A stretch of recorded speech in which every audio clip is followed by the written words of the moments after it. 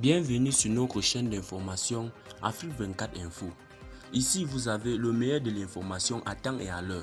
N'hésitez pas de vous abonner à la chaîne si cela n'est pas encore fait et surtout d'activer la cloche de notification pour ne pas manquer nos prochaines publications. On commence. Avant de commencer la vidéo, nous tenons à vous rappeler que les images utilisées dans toutes nos notes d'information sont à titre illustratoire. Nous vous invitons donc à rester poli et courtois dans l'espace commentaire au risque de voir votre commentaire tout simplement supprimé. Merci et bon visionnage à tous.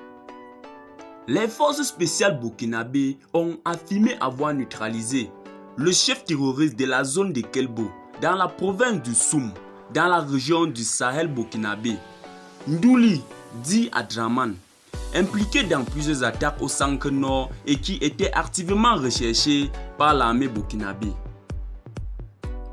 L'armée burkinabé faisant lundi le point de la situation hebdomadaire de ses opérations, indique avoir mené une opération baptisée la Bigole 1 en collaboration avec la force française Barkhane. La zone d'opération est un polygone qui prend en compte plusieurs localités situées dans la région du centre-nord. Elle s'étend sur une superficie de 8081 km² selon l'armée burkinabé.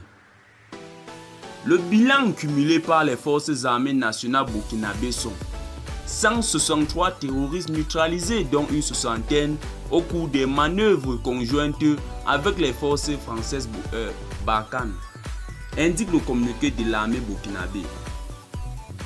Plusieurs suspects ont été appréhendés.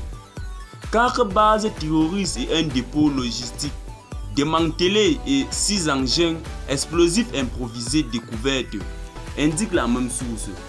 En outre, de l'armement, des munitions, des moyens roulants, des moyens de communication, des livres, des médicaments et divers autres matériels ont été saisis ou détruits. À la fin de l'opération conjointe, l'armée burkinabé a continué sa reconquête du territoire. C'est ainsi que, le 4 mai 2022, une unité militaire qui assurait l'escorte d'un convoi logistique au profit des populations a été la cible d'une attaque à l'engin explosif improvisé dans les environs de Thiom, dans la province de Yatenga, région du Nord, faisant 4 morts et 2 blessés dans les rangs de l'armée burkinabé. Le même jour, une unité de regroupement des forces en mission offensive a été prise en partie par des individus armés à hauteur de la localité de Filakoro, dans la région du sud-ouest, faisant un mort parmi les militaires. Depuis 2015, le Burkina Faso est la cible d'attaques terroristes, ayant fait de nombreuses victimes, plus de 1,5 million de déplacés internes.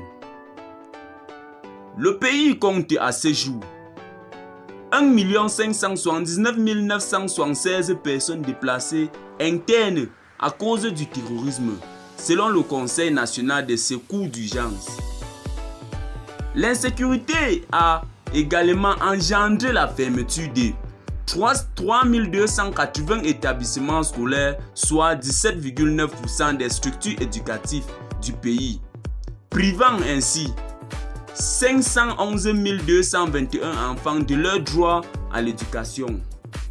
Malgré les multiples changements à la tête de l'armée, la situation sécuritaire au Burkina Faso s'est progressivement dégradée depuis quelques années. Cette situation a provoqué des manifestations de colère, le plus souvent réprimées par les forces de l'ordre. Dimanche 23 janvier courant, un mouvement d'humeur des militaires s'est transformé en coup d'État en recevant lundi le président Roch-Marc Christian Kaboré. Le lieutenant-colonel Paul-Henri Sandaogo Damibas, 41 ans, a pris le pouvoir à la tête du mouvement patriotique pour la sauvegarde et la restauration.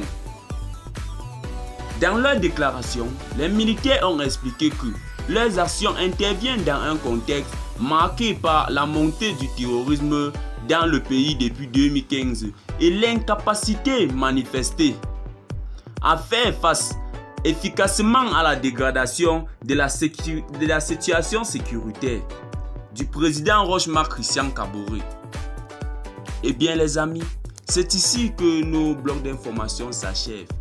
N'hésitez pas à vous abonner à la chaîne si cela n'est pas encore fait et surtout d'activer la cloche de notification pour ne manquer à aucune de nos prochaines publications.